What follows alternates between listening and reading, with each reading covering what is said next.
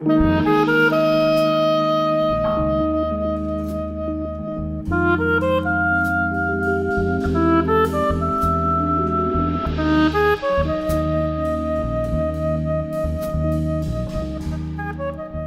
is Every Voice with Terrence McKnight on WQXR. It's a radio special that looks at the representations of Blackness in Mozart's opera, The Magic Flute.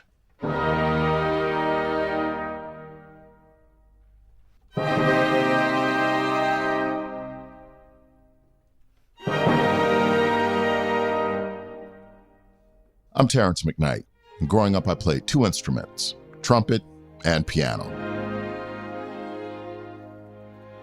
And eventually, both instruments led me towards the experience of classical music, going to the concert hall, that place where the big orchestra performed.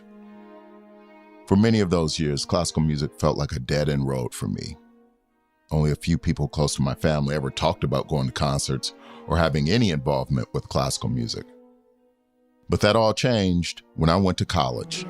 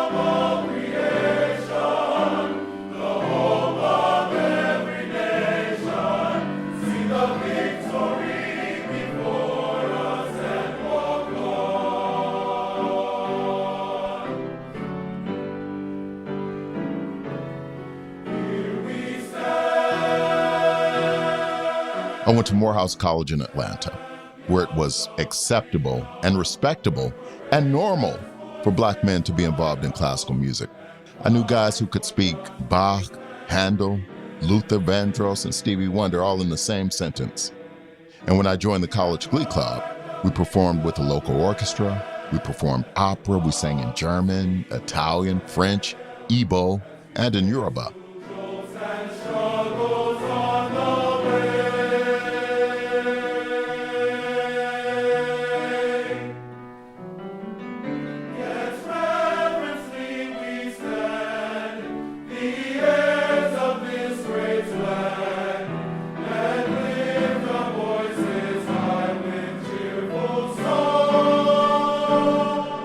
It was at Morehouse where I first performed music from an opera, or heard people talking about singing in operas. For our 16-part podcast series, and for this documentary, I went back to Morehouse to speak with some of my old professors about opera and how Black people are represented in the art form. When I got to campus, I walked into the music building, and I went looking for David Morrow, the Glee Club director. It was a quiet day when we got to the music department. I was there with David Norville. He's one of the producers of this show. Almost immediately, we ran into Dr. David Morrow, who is the director of the Glee Club. How you doing, man? Good, how are you? Where can I find Dr. Morrow? Dr. Morrow. Oh, right in front of me, huh? Yeah? Hey, Dr. Morrow. Hello. I'm Terrence McKnight. The Terrence. Come on. How are you, sir? Things are well? Very well, sir. Y'all got rehearsal today? We do. 4 o'clock. We're getting ready to go to St. Louis. We leave tomorrow. Going to St. Louis to sing for the Black Repertoire Ensemble. They're having their gala, and they've been featuring HBCU choir. Oh. I sang in this Glee Club when I was in school. Some of my closest friends sang in this Glee Club. 3 and 4. Being around all these men who shared my cultural experiences was critical to me finding comfort and confidence in classical music. What was so important to our learning was knowing our history and the history of this Glee Club.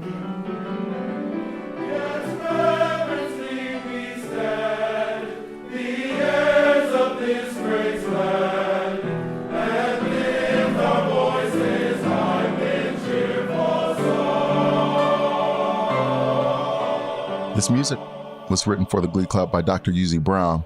He's the chairman of the Division of Creative and Performing Arts at the college.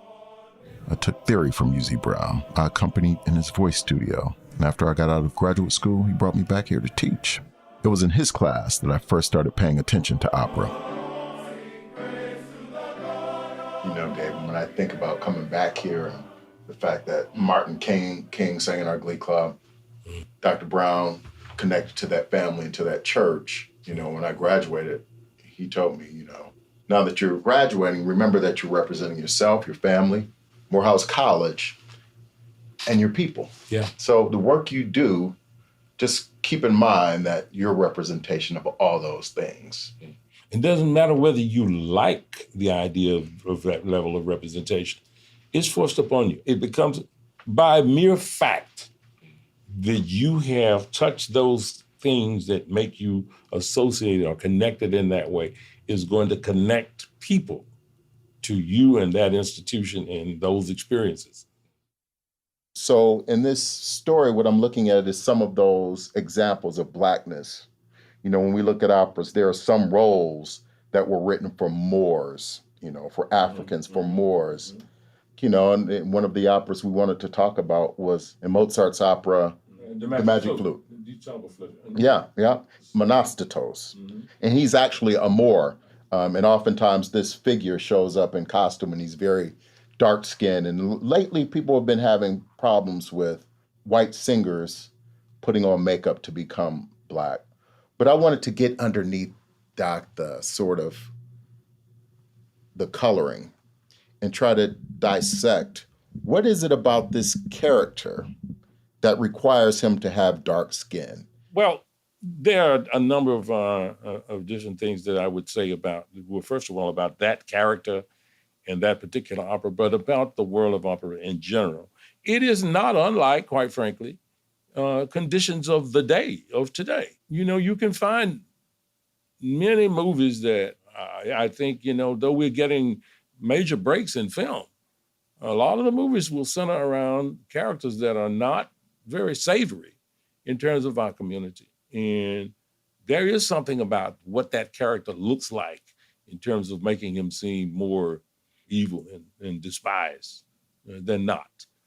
So the circumstance of the Monostatos is not necessarily unique in the sense of what white people knew about Blacks and how they perceived representing them. And it is, you know, this is a vile buffoon-like character. But you have to remember that a lot of the Western European composers played into that kind of scenario, not just in terms of race, but in terms of things that had to do with not only the racial divide, but human imperfection. Monostatos. Monostatos. Monostatos. Monostatos. Ich soll die Liebe meiden, weil ein Schwarzer hässlich ist, weil ein Schwarzer hässlich ist. Most of the times it's a short figure. The voice is quite often, they don't care about the beauty of the instrument because that's not the kind of role it is. It's supposed to be a foul thing.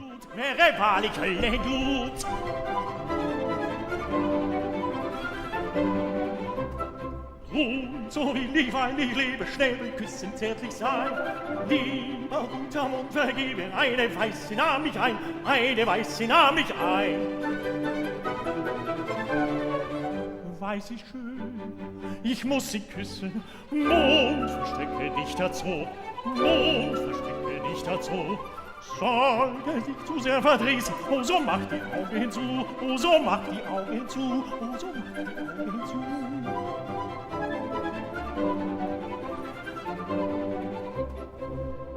An aria from Mozart's The Magic Flute. It's sung by Monostatos. He's the Moor, the Black and enslaved man in the opera. He's the other in this opera. He's the laughing stock of the opera. Chauncey Packer used to sing the role of Monostatos. Chauncey is an African-American tenor from Southern Alabama. He says he doesn't sing that role anymore. He's set up in the opera to be the villain. At every turn, he's set up to be the villain. It's a racist archetype that even in his aria, he says Shouldn't I have love like everyone else? Everyone else has love. Is it because a black man is ugly? And I always think the reason I feel I don't want to do the role anymore is because in the opera it states it as a fact, and not just as a question, but he states it, a black man is ugly. So he feels negative in his whole being. And that is the trope of his character, to be the villain and the darker side of the characters and the portrayal in this opera.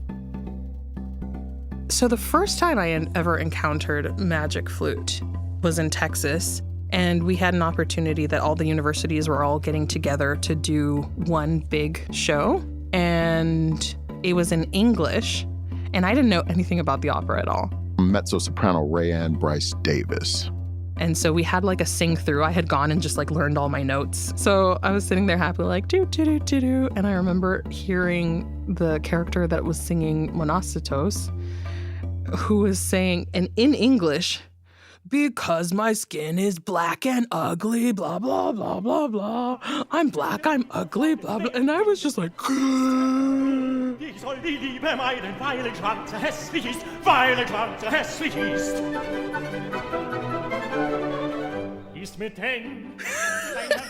and as like the only black person in the room, I like looked around like, is everybody equally appalled?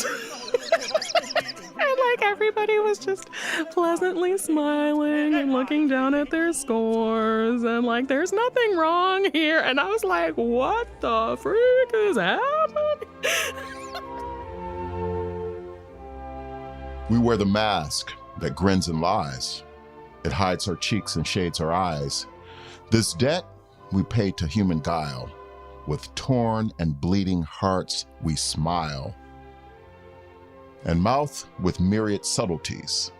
Why should the world be overwise in counting all our tears and sighs? Nay, let them only see us while we wear the mask. We smile, but O great Christ, our cries to thee from tortured souls arise. We sing, but oh, the clay is vile beneath our feet and long the mile. But let the world think otherwise. We wear the mask.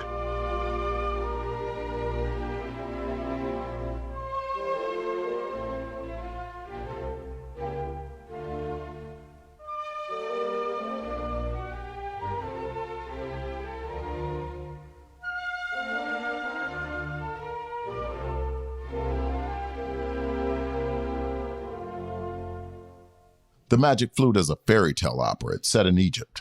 It describes Pamina, a beautiful princess being held captive by a ruler named Sarastro, who actually has her best interest at heart. He's protecting her from her mother, the Queen of the Night.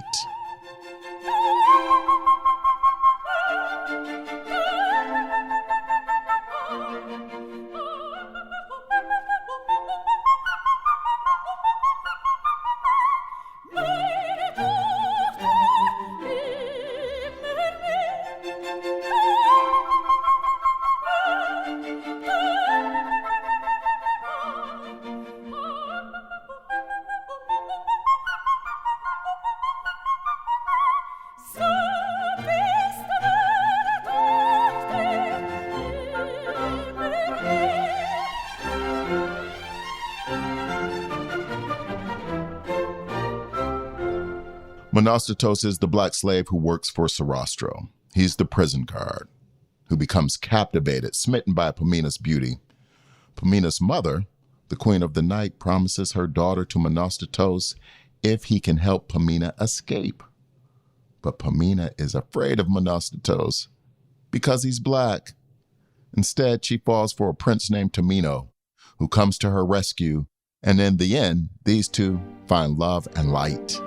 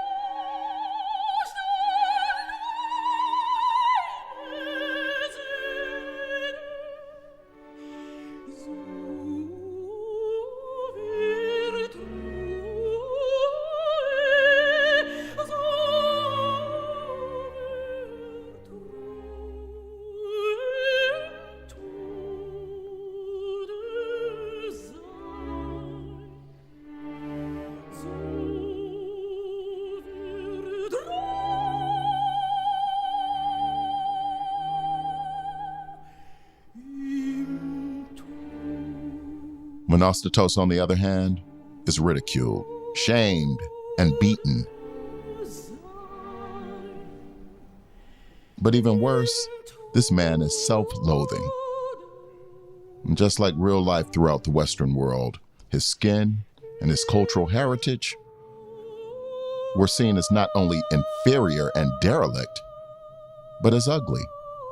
In the libretto, Monostatos says that he's ugly, but he also pronounces white as beautiful. And being black is hurled at him as an insult and was justification for his physical punishment from his so-called superior Sarastro.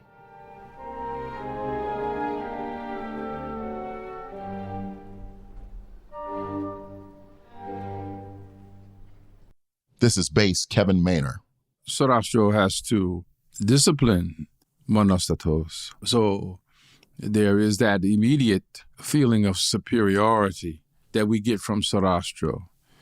And he's banishing Monostatos away and disciplining him. And he even calls him, was thought of as a negative term, he calls him black, Schwarze. In meine Suppe. Götter, was soll ich tun? Dich mir anvertrauen. Warum zitterst du? Vor meiner schwarzen Farbe oder vor dem ausgedachten Mord? Du weißt also... Alles! Du hast nur einen Weg, dich und deine Mutter zu retten. Der wäre... Mich zu lieben. Ja oder nein? Nein! Nein! So stirbt denn! Zurück! Herr! This thinking was the social order of the day. These tropes about race that were fomented in Western art, literature, and thought, they were passed down to us. This is Dave. He's a young man on our production team. Some of the students that I went to school with, they actually gave me a nickname that probably some people from my old high school still call me today. They'd call me KB, which stood for Kenya boy. And they called me that because they said my skin was very, very dark. And I think that's part of the reason why this story of Monostatos really captivates me. Monostatos is described as a Moor. The Moors were the people from North Africa, predominantly Muslim. They were dark-skinned, and therefore, in Central Europe, they personified bad things. I think there are a lot of young black men who, in isolation, are dealing with these feelings of loneliness and are acting out in certain ways. I've had several friends who have lost, those battles with depression, with loneliness, who have taken their own lives. Loneliness will make us do a lot of crazy things. The characterization of Moors as a bad lot was false propaganda. In truth, the Moors brought and developed much of the culture that helped define Spanish culture in the centuries leading up to the Renaissance, including the culture that became classical music. By the 16th century, those accomplishments had been whitewashed. They were mocked and became the foundation of American entertainment, which we called minstrelsy. It was that form of theater that became popular among white audiences in the 19th century and consisted of white actors putting on blackface and performing racist stereotypes for entertainment. These audiences demanded to see black folks dancing, being loud, lazy, threatening, nervous, dishonest, and childish. And for more than a century, that was America's go-to form of entertainment, a direct descendant of some of the scenes that came out of opera.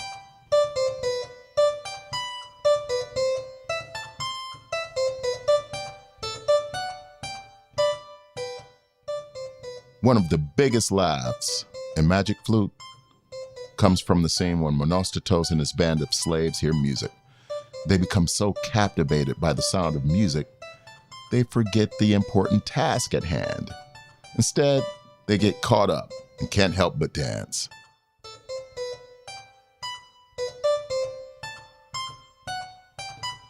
Of course, the audience is tickled when this happens. Now, keep in mind, the role of Monostatos has traditionally been performed by white singers tasked with caricaturing black folks. I can only imagine the kind of things they did to get laughs. That was the gig. And one tenor who apparently nailed it was Charles Lyell, a British tenor. Here's a dramatic reading from the Daily Telegraph. A word of praise must again be given to Mr. Lyell, who invests the part of Monostatos with an importance due to genuine humour and finished acting. In the scene of the slaves' involuntary dance, Mr. Lyell excites laughter such as is rarely heard in an opera house. The Daily Telegraph, 1870, London. One of my first jobs out of college was I worked at Top of the Rock observation deck. It was a group of us, and it was tourists coming in all day. We were on our feet for like 8, 9, 10 hours, but we had a blast. Ian is another young man on our production team. And we just talked to people from all over the world. And oftentimes, managers would come up to me like, hey, Ian, you should really, sing and entertain these people. And I was young, and I was like, oh, this is fun. And I did it. But if I'm looking back on it now, just being honest, it was just like, put on these tap shoes for our guests. He's not going to say no. He loves doing it. I'm looking at the libretto right now, the original text that Mozart used to write the opera. There's a scene early on where Monostatos captures Pamina and her love interest Tamino. They were trying to escape Sarastro's temple. Monostatos just doing his job and following orders. He proudly tells his master Sarastro, "You see what a good job I've done, boss?" Sarastro says, "Of course," and then offers Monostatos a reward. Just for kicks, just to humor the audience and show off his authority and superiority, Sarastro rewards Monostatos with 77 lashes across his feet, then sends him off. That served as a reminder, or tutorial, for the place Black people held in white society. And of course, the large chorus was right behind Sarastro, there to say amen. Not quite like that.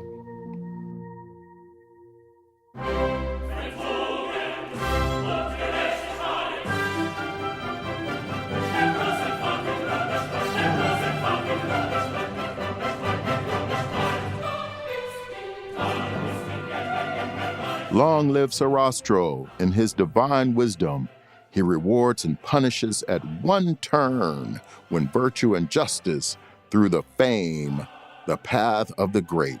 The earth is in realm of heaven, and mortals are like gods.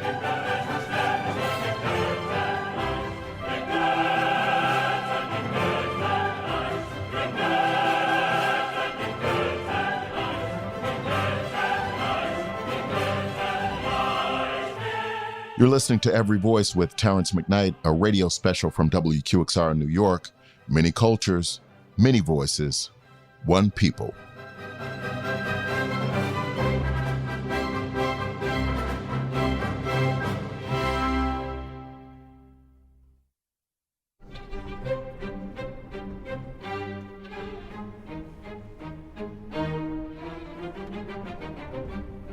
Nur stille, stille, stille, stille, bald bringen wir in Tempel ein. Nur stille, stille, stille, stille, bald bringen wir in Tempel ein.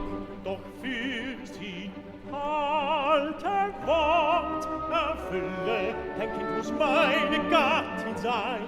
Ich halte Wort, es ist mein Wunde, mein Kind soll deine Gattin sein.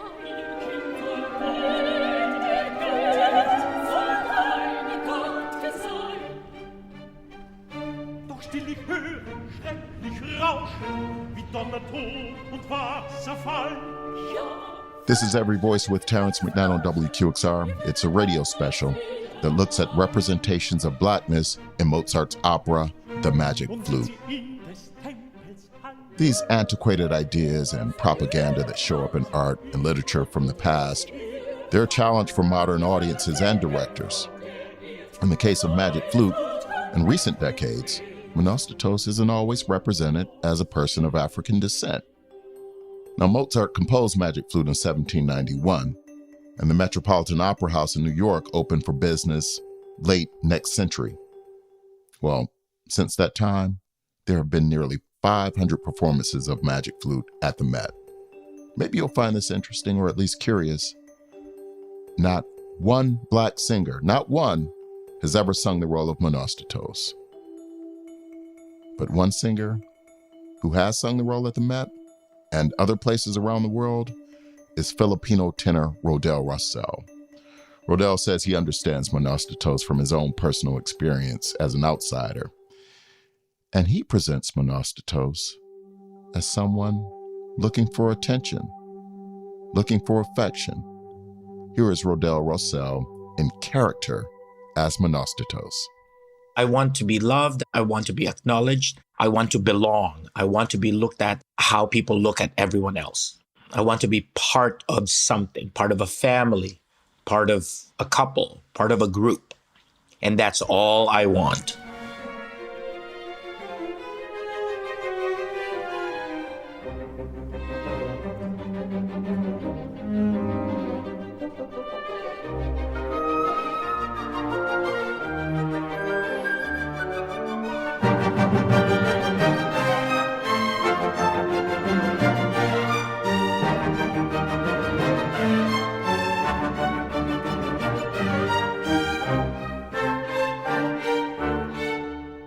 I'm just a regular person, born a regular person, but born with not your traditional beauty or pleasant features. The society is used to looking at beauty in a very specific spectrum. I do not fall into that spectrum.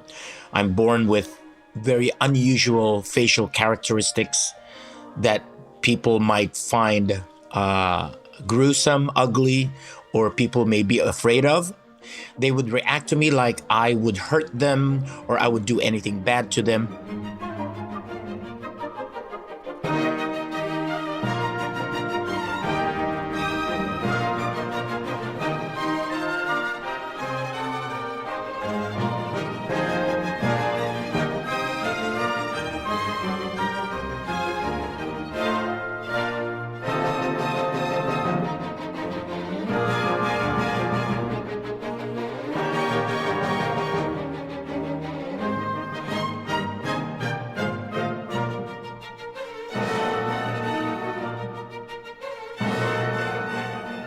It's lust and selfishness that we see him living out with Pamina. I mean, he wants to seduce her, but he sings to himself, Pamina is not available to me because I'm a slave, and a slave is ugly.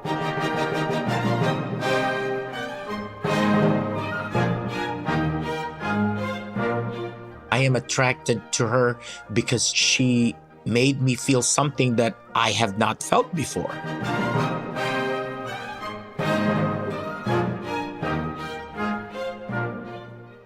This was the first time that I saw someone who I immediately admired because of her beauty. But because she has never seen anyone like me, her reaction towards me was the opposite. I just wanted a kiss, a kiss. That's all I wanted. I had no intention of really defiling her or violating her. But I feel that asking nice was not working.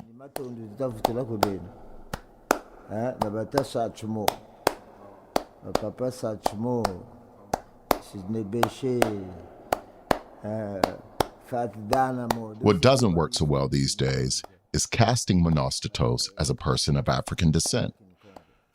Directors have looked for other ways to update one of Mozart's most popular operas to make it more palatable for diverse audiences. In the 8 or 9 different productions I sang of the Magic Flute, Not once was the Monostatos cast as a black man. Soprano Sylvia McNair. It was just not going to be done. It was not going to be accepted. And that's good, because that was not the case 50, 60, 70 years ago. Yeah, so that's why it's important for us as the people to come together, right? Talk about who we are, we learn from each I never talk about my skin color as being black. I never talked about her beauty as being white. I have played Monostatos colored green, blue, in a clown kind of face. Something that shows them that it is ugly or not normal or weird. We have always substituted words appropriately. I think the only time that I have used the original was when I was still in college, and it wasn't even in school. It was a outside of college local theater. That's one of the reasons why the skin tone of black is never used, because we do not want to associate ugly or bad or weird with the black skin tone, which I do agree with. Totally agree with. I think it just sends a different message. But the only thing that I lose, and we talk about this in books, we still have to find a way to teach people how people thought back then. So we know what the consequences are. When people cancel certain books that teach history, yes, it can be offensive. But sometimes there are moments where we need to know why things are offensive now. I was just having a conversation with a young tenor who was offered a Monostatos, and it was like his first performance at a professional company. Soprano Rayanne Bryce Davis. And that's a huge opportunity for that kid, you know, and it's very hard for them to like say no to it because of, how they feel about it emotionally.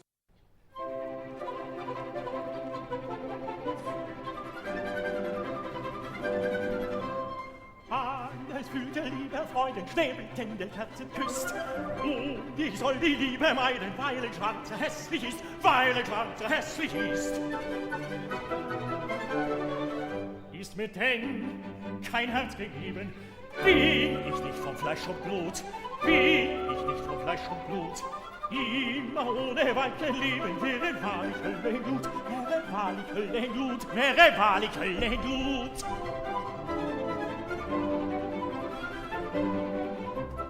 Und so will ich, weil ich lebe, Schnäbel küssen, zärtlich sein. Lieber guter Mund vergeben, eine Weiße nahm mich ein, eine Weiße nahm mich ein.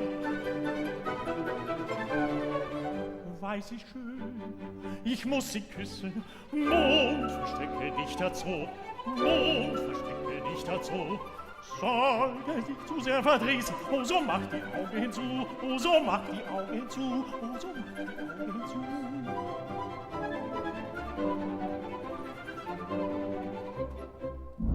Zurück! Oh weh, das ist die Göttin der Nacht.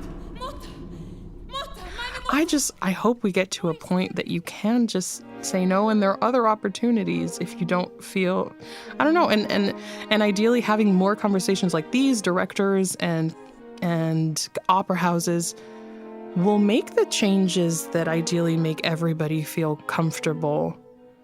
And equity is such that you're not so desperate financially that you're forced just to survive to take these roles, you know? And that, fortunately, I'm not in a place that I have to do something that I feel uncomfortable doing.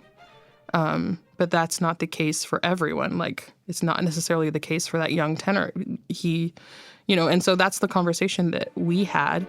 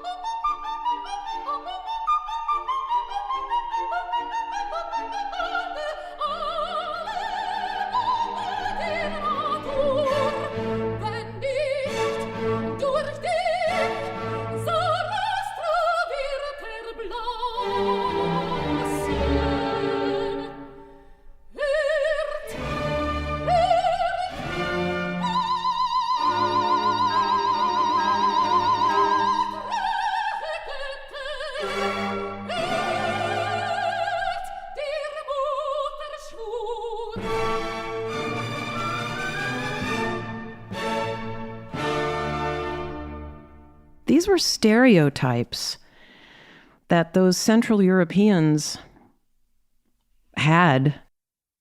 We have inherited them. It's our responsibility to move the story forward.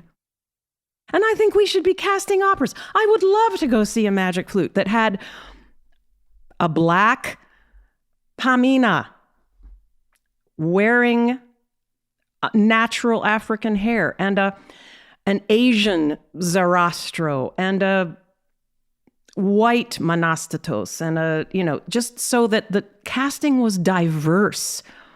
Blind casting it's not possible. We need to bring this out into the light. Look at it. Talk about it. Which is what you're doing.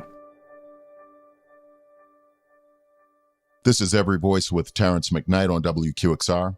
It's a radio special that looks at the representations of Blackness in Mozart's opera, The Magic Flute. Given the negative racial stereotypes and the agenda of this 18th century opera, there are those who say, stop performing this, burn it down, cancel this. But I'm learning a lot through this process with my team and with artists like Rayanne Bryce Davis, Chauncey Packer, Sylvia McNair, Rodell Rossell, U.Z. Brown Jr., Kevin Maynor. That there's a depth, complexity, and humanity that can be brought to this opera that could be an important teaching moment in modern society. Much more than Mozart and his librettist chicanators saw or were able to realize during their day.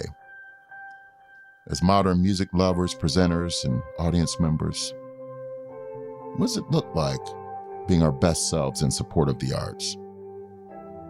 Seems like empathy, inclusivity, and that belief in our common humanity has a lot to do with it. Maybe Mozart was unable to put that on stage, but that's our North Star.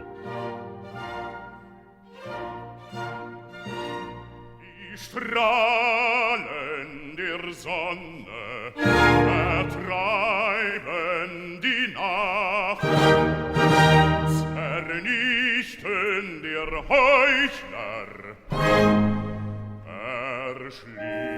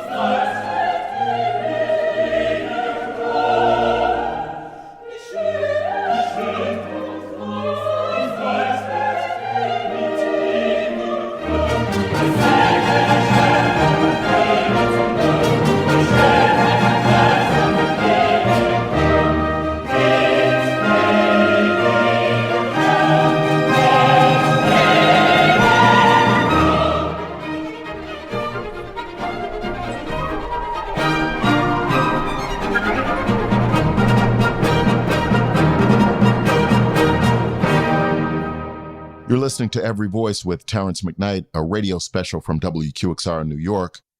Many cultures, many voices, one people.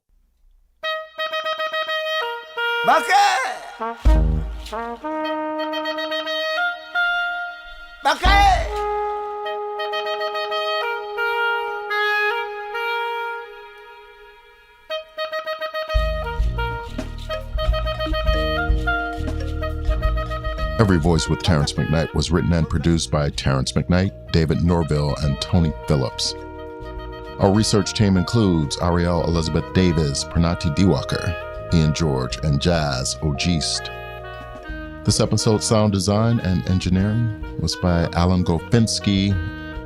Our original music is composed by Brother Jeremy Thomas, featuring Dr. Ashley Jackson on harp and Brother Titos Sampa on percussion and vocals.